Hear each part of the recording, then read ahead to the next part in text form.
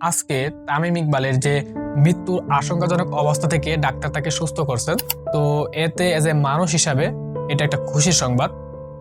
এতে আমাদের ডাক্তারকে অ্যাপ্রিসিয়েট করা উচিত অন্তত আজকের দিনের জন্য। কিন্তু আজকে আমি যে বিষয়টা দেখলাম যে দুপুরের পর থেকে, অর্থাৎ যখন তামিম ইকবালের যে সুস্থ হওয়ার খবরটা, সেই খবরটা ছড়িয়ে গেছে, তখন থেকে কিছু বিশেষজ্ঞ দেখলাম ফেসবুকে পোস্ট করছেন এবং সেই পোস্টগুলো খুব শেয়ার হচ্ছে। সেই পোস্টগুলো কেমন? আমরা সবাই জানি যে ডাক্তারদের অবস্থা কেমন। হ্যাঁ, ডাক্তাররা সেলিব্রিটির ক্ষেত্রে কেমন ব্যবহার করে, বা গরিবদের ক্ষেত্রে কেমন ব্যবহার করে, রিক্সা চালকের ক্ষেত্রে কেমন ব্যবহার করে। তো এই বিষয়গুলো কি আজকে নতুন? না, এটা অনেক আগে থেকে চলে আসছে। মানে আগে থেকে বলতে ভুল হবে, যখন থেকে আমি জন্ম নিচ্ছি, আমি জন্ম হওয়ার পর থেকে দেখে আসছি বাংলাদেশের কালচারে এটা এরকম যে যাদের টাকা আছে, যাদের ধন সম্পদ আছে, তাদের ক্ষেত্রে অন্যরকম, আর সাধারণ মানুষের ক্ষেত্রে অন্যরকম। তো এটা তো আজকে নতুন করে বলার কিছু নাই। মানে একটা মৃত্যুর আশঙ্কাজনক অবস্থা থেকে, খুব গুরুতর অবস্থা থেকে ডাক্তার তাকে সুস্থ করছেন।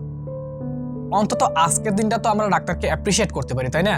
না, এটা হবে না। আমাদের বাঙালিদের রক্তের সমস্যা।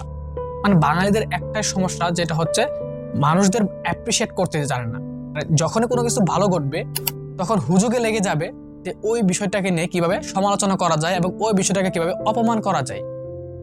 এটা আমাদের বাঙালি ভালো করেই জানে। দেশে কি আগে কখনো বড় লোকের চিকিৎসা হয় নাই? দেশে কি আগে কখনো সেলিব্রিটির চিকিৎসা হয় নাই? হয়েছে তো, তখন তো পোস্ট করলো না।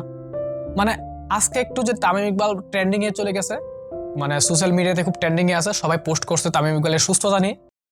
এই একটা সুযোগ তারা বেছে নিচ্ছে যে এখন এরকম একটা পোস্ট করলে সবাই দেখবে। আসলে আমাদের বাঙালিদের সমস্যা হচ্ছে এটা।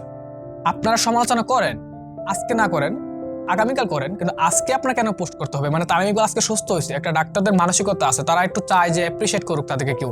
না, তাদেরকে অ্যাপ্রিসিয়েট করার মতো কেউ নেই আমাদের, অন্তত বাংলাদেশে নাই।